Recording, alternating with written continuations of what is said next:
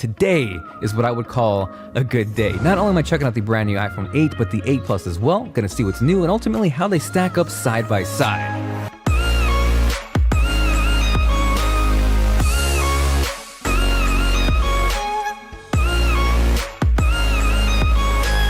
Now before I hop in, what would an unboxing be without a giveaway? So if you're excited for that, let me know by dropping a like down below. Huge shout out to 23andMe, where you can discover more about yourself through DNA, for sponsoring this unboxing and giveaway. Because of that, you have a chance to win either an iPhone 8 or 8 Plus. The choice is yours. Definitely make sure you're subscribed, and for the complete details on how to win, check out the link below. Now, I'm sure most of you out there have seen an iPhone unboxing or two, but if you haven't, and this is your first time, I'm gonna throw a virtual high five your way, and we're gonna experience this together. Inside the box, you have the USB wall charger and lightning cable, a wired pair of lightning ear pods, not AirPods. I am super used to saying that by now, and just in case lightning ear pods aren't your thing, on the flip side, you do get a lightning 3.5mm audio adapter so you can use any pair of headphones. So now that we got the accessories out of the way, we are here for what we all came for, the iPhone 8 and the 8 Plus. This here is the gold iPhone 8 Plus along with the silver iPhone 8. And I gotta say, between all the colors across the board, including the iPhone 10, I think the gold is my favorite by far. Something about it that just screams classy, and I think the word that comes to mind with the gold iPhone is creamy, and because of that, I can't help but think these would look perfect next to a pair of cream Yeezys. Now, there's no denying design-wise, this is very similar to the iPhone 6, the 6S, and the 7, but once you stack them side by side, you can start to see the evolution of how things change. Plus, there's just something about that glass back that changes up the look and feel that has me excited again, and honestly, excluding maybe the iPhone 10, I think this is the best looking iPhone since the iPhone 4 and 4S. Beyond that, the glass back isn't just for looks, it also brings, for the first time ever, wireless charging to the iPhone. And for you there, this is not me trying to say Apple revolutionized or invented wireless charging. In fact, Apple opted to go with the wireless Qi standard, not some crazy proprietary Apple nonsense, and that is absolutely a good thing for everybody. One, it is going to increase the number of wireless charging products out there, and two, definitely make it more widespread across the platform as a whole. Now, stacking up the 8 and 8 Plus side by side, regardless of the size difference, you are getting the exact same A11 Bionic processor inside both these phones. In fact, that is the exact same chip found in the iPhone 10, so just in case the iPhone 8 or 8 Plus is more your thing, maybe you're not ready to give up that home button, it's nice to know you're not sacrificing performance across any of these. Now, if those are simply just numbers to you and it doesn't mean anything, to put things into perspective, that is on par with a 13-inch MacBook Pro, which is nuts to think about. Because of that, I am definitely going to see how it stacks up side by side against that MacBook Pro, a Galaxy S8, and if there's anything you want to see it compared to side by side, let me know with a comment down below.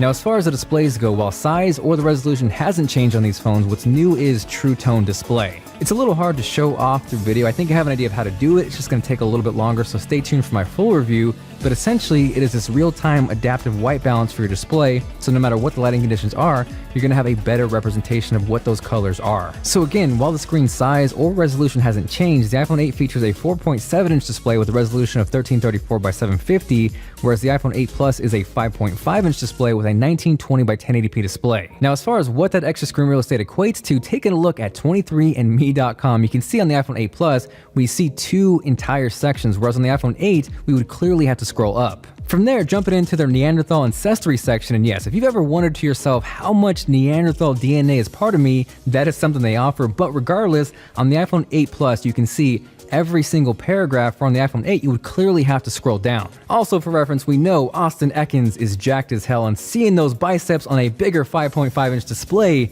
is a beautiful thing. Now from there, one big difference between the iPhone 8 Plus and 8 has got to be battery life. With the iPhone 8, you can pretty much expect that you're going to have to plug in at least once throughout the day, whereas with the iPhone 8 Plus, that's going to get you for sure a couple more hours and more than likely last you throughout the entire day. From there, both the iPhone 8 and 8 Plus feature improved cameras. Clearly, the biggest difference is going to be the dual camera setup on the iPhone 8 Plus. So I'm going to start with something they both share, and that's video. Both of these phones will shoot video up to 4K resolution at 60 frames per second, which is actually kind of crazy. Not many phones or even cameras out there do that right now. This video was shot in 24 frames per second, so I can't show off the 60 FPS here, but if you want to see a full 4K 60 FPS demo on the iPhone, let me know and I will get that out for you guys. Speaking of 24 frames per second though, there is now an option to shoot 24 FPS on the iPhone, so you're not going to have to download an additional app. You can do it straight from iOS. The other really impressive thing on both these phones is 240 FPS slow motion video at 1080p. Here is a quick test of Rich doing some majestic jumps, and the more impressive thing for me here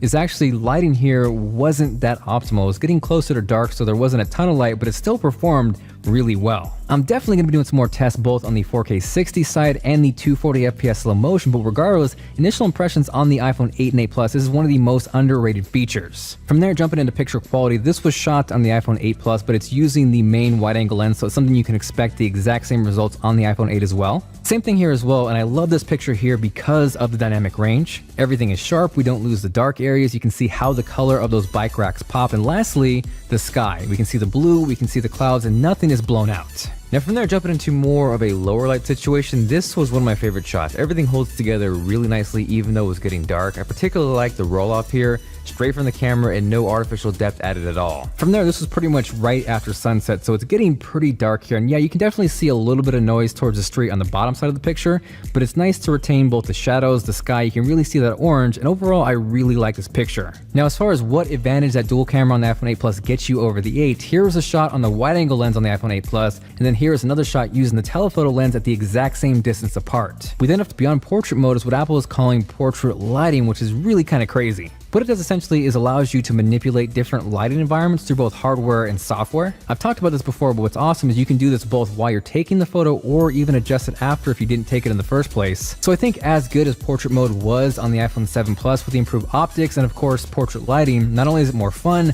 not only do you have more flexibility, it is just a better experience overall. So with that, I sent off the 23andMe kit, which should give me a full breakdown of everything I am. It's a little scary, but also really exciting to think about. So if that's something you want to check out or something you've been curious about, make sure you check out the link below for full details, and also stay tuned for a future video where I find out exactly what I am.